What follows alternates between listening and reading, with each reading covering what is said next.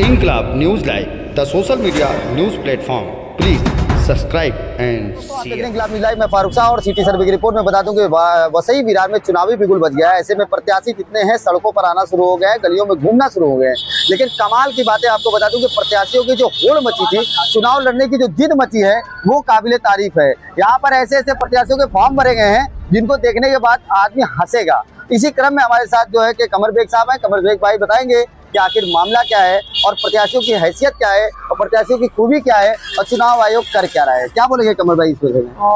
अभी हाल में आज ही जो है प्रेस नोट जारी किया गया वसई विरार महानगर पालिका की तरफ से, जिसमें बताया गया कि 935 के लगभग 935 जो है उम्मीदवारों ने फॉर्म भरा है पूरे वसई विरार से, और जिसमें 846 43 के लगभग जो है जो फॉर्म जो अपात्र थे, और जिसमें 68 के लगभग जो है अपात्र थे, और 24 लोग जिन्होंने तिबारा वो फॉर्म भरा हुआ है उनका रिजेक्ट कर दिया गया। तो यहाँ पर फॉर्म भरने में भी कई जगह ये हुआ है, मिस्टेक भी है, और जो फॉर्म जिनके जो टेक्निकल वो चीज़ थी, यहाँ पे ये चीज़ देखा गया कि इच्छुक उम्मीदवार बहुत आते हैं लेकिन उनको टेक्निकली नॉलेज नहीं है। ठीक है, पेपर वर्क कैसा भरा जाता है, उनके पेपर वर्क वो करें, जबकि तैयारी पहले से होनी चाहिए। यहाँ सबसे बड़ी बात यहाँ पे जो अभी आज चर्चा की ये होनी चाहिए कि भाई इच्छुक उम्मीदवार जो इतने वो कर रहे हैं, वो इच्छुक उम्मीदवार जब आते हैं मतदाताओं के पास, तो मतदाताओं को सवाल पूछना चाहिए कि भाई आप नागरिक समस्याओं के बारे में, आप क्षेत्र के बारे में आप क्या जानकारी रखते हो, आप अपनी समस्याओं को कैसे सुलझाओगे, आप रोड गटर नाले की समस्याओं को या अन्य समस्याओं को आप लेकर किस विभाग में जाओगे, ये जानकारी होना चाहिए। यानी कहीं ना कहीं अनपढ़, गंवार, जाहिल, जपट सब आ गए। ये इसमें सबसे बड़ी चीज यहाँ पर ये है कि अगर जो भी उम्मीदवार है तो उसने अपने सामाजिक दायित्वों को क्या निभाया है, उसके सामाजिक उसका बैकग्राउंड क्या है, उसने कितने मुद्दों को लिया है, कितने मुद्दों को लेकर उसने आंदोलन किया है।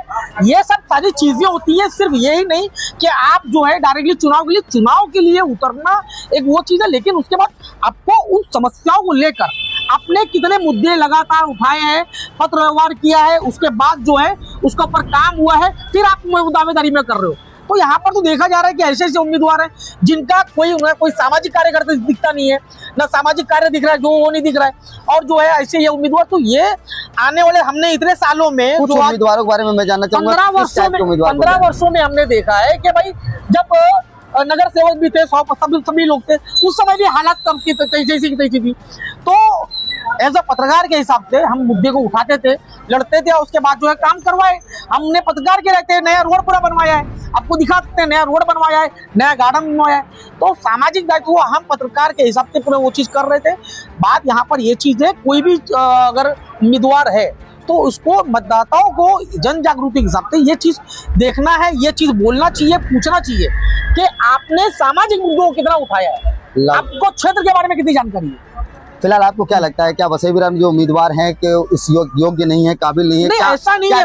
डेटा बहुत अच्छे उम्मीदवार है, बहुत अच्छे उम्मीदवार है। कुछ ऐसे उम्मीदवार भी हैं जो पहले नगर सेवक रह चुके हैं, वो फिर से नगर सेवक वापस उतर रहे हैं। तो ऐसे भी लोग हैं, वो अपने अनुभव के उतर। लेकिन सवाल यहाँ पे सबसे बड़ी चीज यही है कि जो उम्मीदवार वापस आ रहे हैं, तो उससे इस क्षेत्र के लोगों को पूछना चाहिए कि आपने कितना काम किया है, और जो नए उम्मीदवार हैं, वो नए उम्मीदवारों ने उनको कितना क्षेत्र की जानकारी है, समस्याओं की कितनी जानकारी है, विभाग कितना पता है, तो काम कैसे करवाएंगे। तो ये चीज लोगों को पूछना चाहिए कि भाई आप नगर सेवक के लिए उम्मीदवार हो, तो आप क्या काम करोगे, किस तरीके से काम करोगे, और आपने क्या मुद्दे उठाए हैं, और अब तक क्या काम किया है, सामाजिक काम किया है।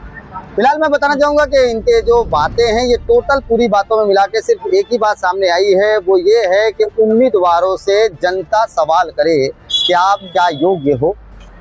प्लस आपको बता दूं कि जो योग्यता के अनुसार लोगों ने फॉर्म भरे हैं, उस फॉर्म में लोगों की रुचियाँ क्या है, कमियां क्या हैं, उनके तरीके क्या हैं, और क्या उन्होंने सर्वे किया है, रिपोर्ट तैयार किया, या उनके पास ये अनुभव है कि वाकई वो महानगर पालिका के कार्यालय जाकर के अलग अलग तरीके से काम कर सकते हैं।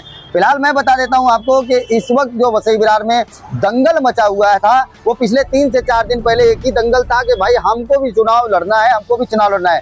ये चुनाव नहीं, ऐसा लग रहा था जैसे कोई बहुत बड़ी जॉब मिलने वाली है हाथ से निकल जाएगी।